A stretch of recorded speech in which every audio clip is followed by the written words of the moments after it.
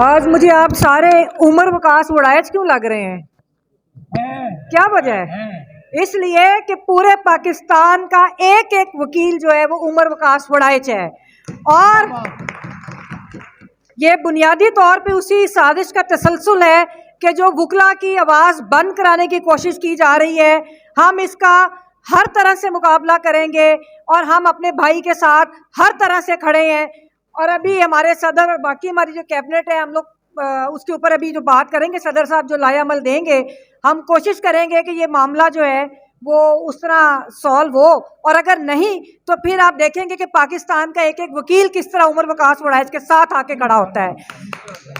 میں جوڈیشری سے یہ کہتی ہوں کہ یہ دیکھیں کہ جو ایف آئی آر ہے ان کے خلاف، اگر آپ صرف ایف آئی آر کا ہی ملاحظہ کر لیں، اسی کے حقائق دیکھ لیں، تو آپ کو سمجھ آ جائے گی کہ یہ کیا جو 6 ماہ سے جو واقعات پاکستان کے اندر ہو رہے ہیں وہ بھی یہی ایف آئی آرز ہیں کہ صبح کو رات بنا دیا، ایک نہتے ایک معزز شخص کو جو بات کر رہا ہے، جو گفتگو کر رہا ہے، جو دلائل دے رہا ہے، اس کو انہوں نے ایک دہشت گرد بنا دیا۔ تو یہ جو رویے ہیں ان کی وجہ سے آج ملک کا یہ حال ہے۔ کل ایک اوپن کورٹ، سپریم کورٹ کے معزز جج صاحبان ایک اوپن ٹرائل کر رہے تھے، بہت اچھا لگا، زبردست ہے، بہت اچھا ٹرائل ہے۔ اور ادھر ہمارے چیف جسٹس پاکستان بات کر رہے تھے کہ پارلیمنٹ، ہاں پارلیمنٹ، کہ پارلیمنٹ بہت معزز ہے، اس کی بہت تکریم ہے، بہت اچھی بات لگی ہمیں۔ لیکن چیف صاحب، پارلیمنٹ کو وجود میں آنے کے لیے انتخاب ہونا لازمی ہے۔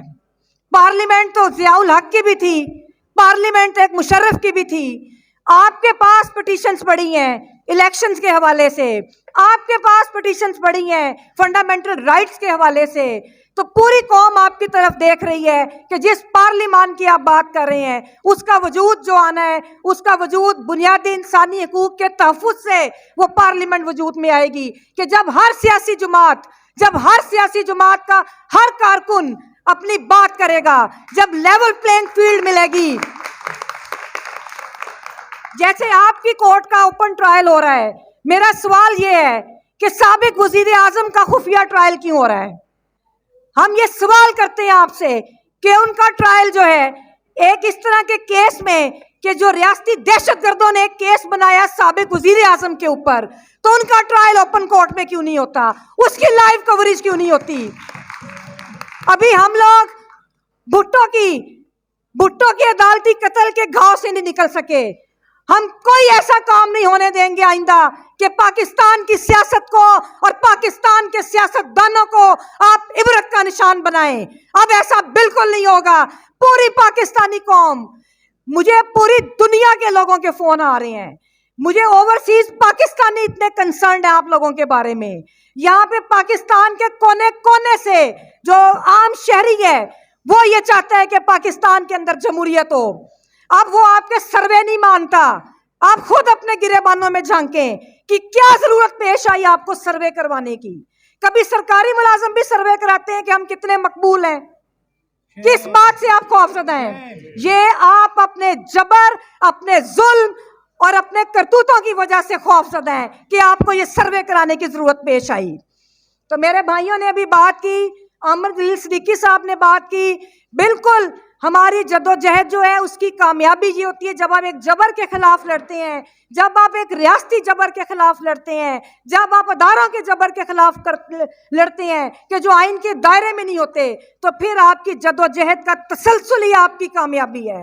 اور اس جدوجہد کا تسلسل جو ہے، میں پھر اپنے اس عزم کا اظہار کروں گی کہ اپنی کیبنٹ کے ساتھ، آپ بھائیوں اور اپنی بہنوں کی مدد کے ساتھ اس جدوجہد پہ کوئی آنچ نہیں آنے دیں گے۔ یہ جدوجہد جاری رہے گی، اور یہ جدوجہد اس وقت تک جاری رہے گی جب تک ملک میں آئین اور قانون کی عملداری نہیں ہوتی، اور جب تک ملک کے اندر سویلین سپرمیسی نہیں ہوتی۔ اور اب یہ فیصلہ سپریم کورٹ کے جج صاحبان نے کرنا ہے کہ انہوں نے جسٹس سمدانی کی کورٹ بنانی ہے، جسٹس رستم کیانی کی کورٹ بنانی ہے، یا جسٹس منیر کی کورٹ بننی ہے۔ یہ فیصلہ اب ان کے ہاتھ میں ہے، اور ہم لوگ چاہیں گے کہ ہم اوپن ٹرائل دیکھیں، ہر اس چیز کو اوپن ٹرائل دیکھیں جو عوام کے مفاد میں ہے، جو رول آف لا کی بات کرتا ہے، اور جو نقاب پوشوں کو بے نقاب کرتا ہے۔ اور آخر میں ہم آج جالب کو یاد کرتے ہوئے کہ ادھر ہی جالب، حبیب جالب جو تھے وہ مزاحمت کرتے، انہوں نے सारी जिंदगी गुजारी। आज वो बड़ा नाम तारीख में वही नाम जिंदा रहता है जो जबर के खिलाफ लड़ता है। तारीख में निजामों के साथ समझौता करने वाले कभी तारीख में जिंदा नहीं रहते। तो हबीब जालब ने कहा था कि दीप जिसका महल्लात ही में जले, पढ़े, दीप जिसका महल्लात ही में जले, चंद लोगों की खुशियों को लेकर चले, चंद लोगों की खुशियों को लेकर चले, जो साए में हर मसलहत के पले, ऐसे दस्तूर को सुबह बेनूर को मैं नहीं मानता, मैं नहीं जानता, मैं नहीं मानता, मैं नहीं जानता, जो हल्की रात को, पढ़े मेरे साथ, जुल्म की बात को, जो हल्की रात को, जुल्म की बात को, जो हल्की रात को मैं नहीं मानता, मैं नहीं जानता, ऐसे दस्तूर को सुबह बेनूर को मैं नहीं मानता, मैं नहीं जानता।